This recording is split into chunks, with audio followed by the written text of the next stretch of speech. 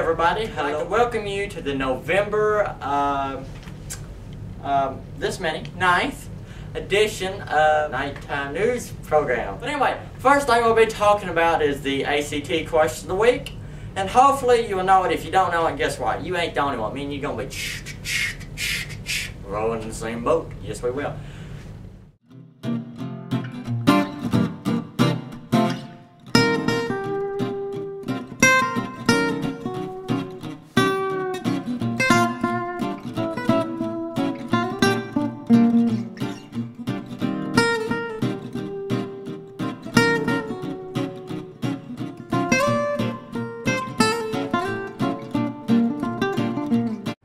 Ladies and gentlemen, to find out the answer, go to MCHSSTLP on the Twitter page and you tweet your answers, or tweet.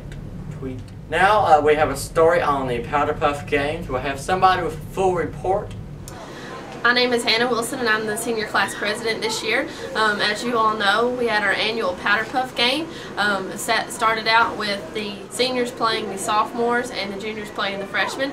And after the first week, the seniors and the sophomores won their games.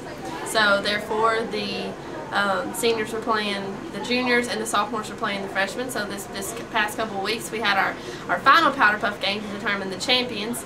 The sophomores and the freshmen had a pretty close game that ended up the sophomores won, and then the seniors and the juniors took an early lead. Seniors came back with some good defense and ended up winning by I think a couple touchdowns. So congratulations to the seniors and the sophomores on their wins. Thank you very much, reporter of the Powder Puff Games. As many of you may know, you have seen signs posted all around the school, and them signs are war games. So then we'd have the results of the war games. Today we're here with Miss Brown, and she is the head cheese over the war games, so to say, head cheese. You like that name? Not really.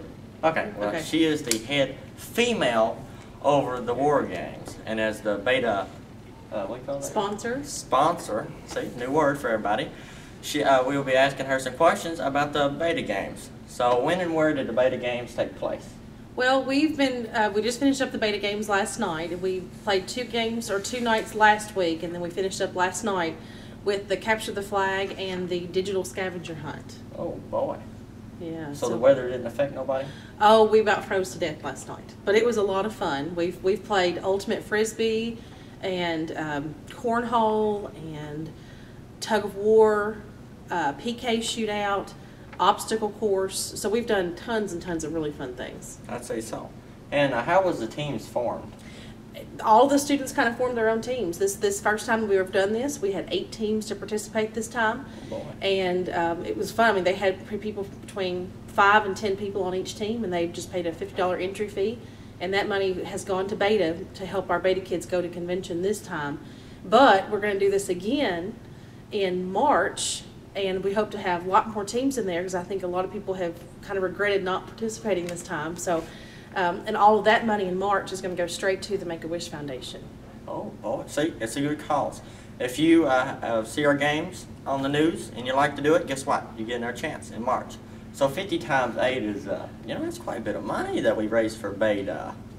That is when you think about it. Having fun. Yeah, okay. What are the future plans for the war game? Well, we hope to continue this every year. This year, the first time, we'd like to do it twice this year. So again, as I said, we're going to do this again in March. And we're going to add some other games. We're actually going to do an amazing race as part of our war games and take out some of the things that we did this time just to make it new and fresh and have more fun. And there'll be all kinds of roadblocks and just detours and different riddles that you have to solve to get along the path. It'll be the first team to win will get the points this time.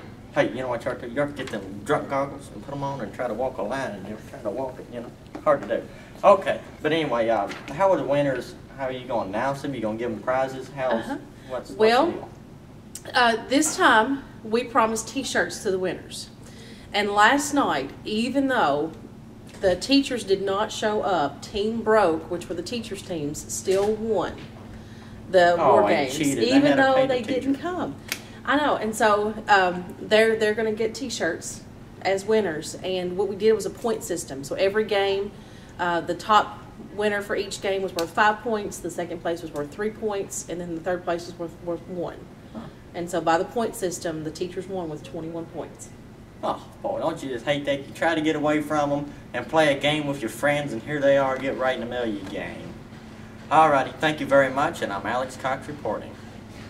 Thank you, Miss Brown and Beta students, for all the hard work and effort. Then, ladies and gentlemen, we would have a very, very sad day in my life. My heart is broken. Little Moosey has been sold. But the good news is that she has went to a good home.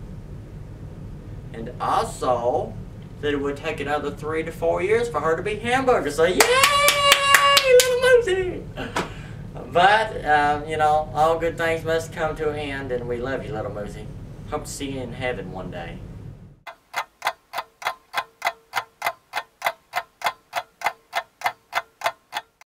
Moosey, guess what? Tomorrow's your big day. That's right, auction day.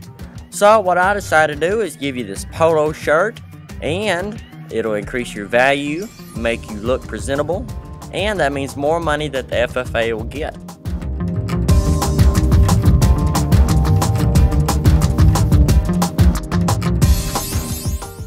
Moosey, now you're being a little stubborn. So I had to call in reinforcements, some extra muscle as Ernie Brown Jr. would call it.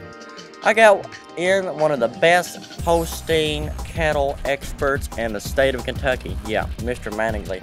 He got the job done. And also, since it is getting a little cold, we're going to get you a nice sweater. And also, to go along with that vintage sweater, you need a toboggan. Keep your ears warm. That way you don't catch no pneumonia before sale day. And just in case it is muddy in the auction barn, we are going to give you some boots. I know how much you love boots. You would love them that much more if they was the right size. But hey, we're on a budget here, so we got to work with what we got. Look what else we found. We found a nice, pretty duck umbrella. We're going to put this over you. That way, if it is raining, since there is a 30% chance of rain for Saturday, that way you stay dry, and guess what? Your hair won't be all frizzy from all that beauty stuff you put in it. No animals were harmed in the filming of this production.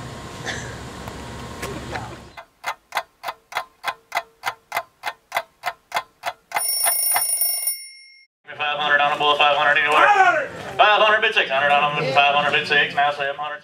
As you all know, Little Moosey's not with us anymore. We took him to the Central Kentucky Premier Heifer Sale on Saturday, where because of our generous support of the community, we sold him twice. Thanks to Michael and his dad, they were able to drum up enough donations for when we sold him the first time. He brought $1,400, and then the second time we sold him, someone was actually going to take him home and take care of him and for the rest of his life. And at that point, he brought $350. So the grand total for Little Moosey was $1,750, and that money will go to help our FFA program and all the activities that we do for it. Anybody? Anybody bid 1,500? I'm bid 1,400 over here. You're gonna bid 1,500 where? Anybody bid 15? 1,500 on them? Anybody? I'm gonna do it. Sold the kettle. $1,500. Curtis is late. Okay. Thank you, FFA members. Then we'll have a special assembly that we had October 26th. Yeah, I had to think about it there for a minute.